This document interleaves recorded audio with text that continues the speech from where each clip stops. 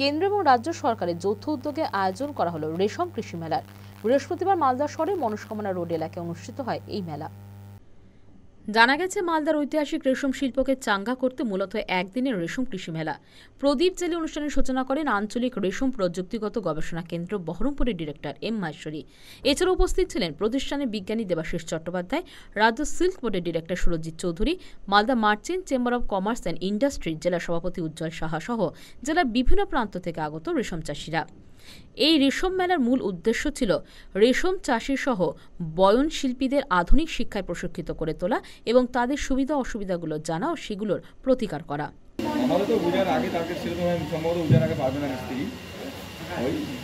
মালদা জেলায় প্রায় লক্ষাধিক আমাদের উইভার, রিলার্স, ফার্মার্স বিভিন্নভাবে এই রেশম শিল্পের সঙ্গে যুক্ত হয়েছে।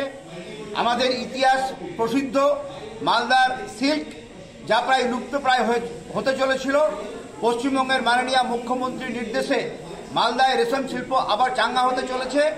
কেন্দ্রীয় সরকারের রেশম বিভাগ, রিসার্চ সেন্টার আমাদের বিভিন্নভাবে সহযোগিতা করছে।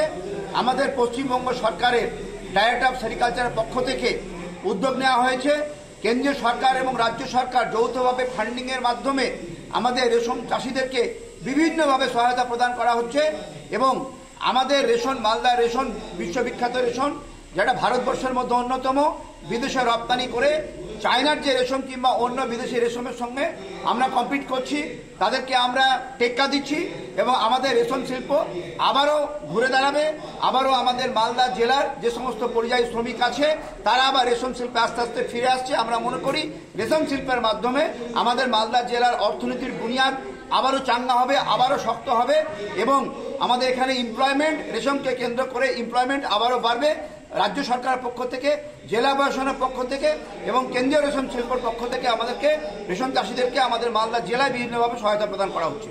এই কৃষি মেলাটা এটাই এই জন্য হয়েছে, আমাদের তো মালদা জেলা সর্বপ্রথম মানে রেশম উৎপাদনে যদি বলেন, মালদা হচ্ছে সবথেকে সিংহভাগ মানে কন্ট্রিবিউশন দেয়। এটা আমাদের অ্যাকচুয়ালি সেন্ট্রাল ওয়েস্টবেঙ্গল গভর্নমেন্টের, যাতে এই যে আমাদের পশ্চিমবঙ্গ রেশম শিল্প উন্নত হয়। আমরা যদিও পুরনো আমল থেকে আমরা করছি রেশম চাষ বা রেশম সুতো উৎপাদন, রেশম বস্ত্র উৎপাদন করছি, তা সত্ত্বেও আমাদের থেকে এগিয়ে গেছে দক্ষিণ ভারতের রাজ্যগুলো।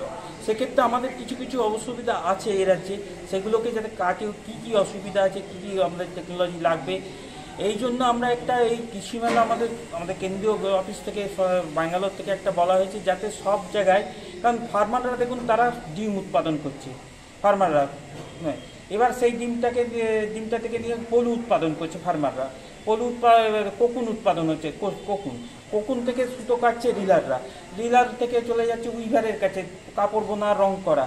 কারণ এই যে তাদের একটা সমন্বয় সাধন করা, সেইটা হিসাবে আমরা এখানে দেখছি যে সবাই যাতে এক জায়গায় এসে একটা আলাপ আলোচনা, এর পরের ক্ষেত্রে একটা ইন্টারাকশন সেশন হবে, যাতে কী কী তাদের অসুবিধা কী কী আছে সেইগুলো আমরা ওয়ার্কআউট করতে পারি।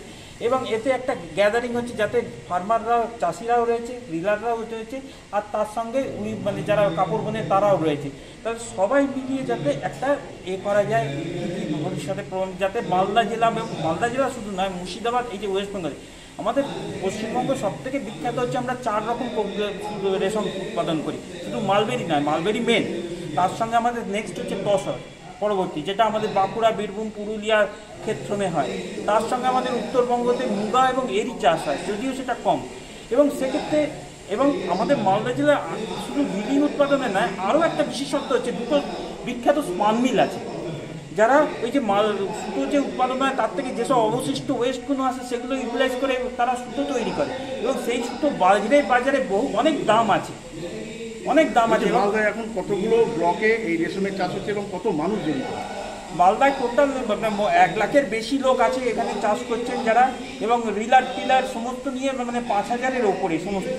এবং আমাদের এই মালদাতে যে এটা আছে, এবং উইভার্স আমাদের ওয়েস্ট বেঙ্গলে প্রায় 2000-2500-এর কাছে, যেগুলো মির্জাপুর, জিয়াগঞ্জ এবং বিষ্ণুপুর, তাঁতিপাড়া, বিভিন্ন সেক্টরে 5-6টা ক্লাস্টার রয়েছে, তাতে মোর দ্যান 2000-2500-এর বেশি উইভার রয়েছে এবং তারা রং করে, বুঝতে পেরেছেন। এবং রিলার আছে প্রায় 4-5 হাজারের মতো যারা।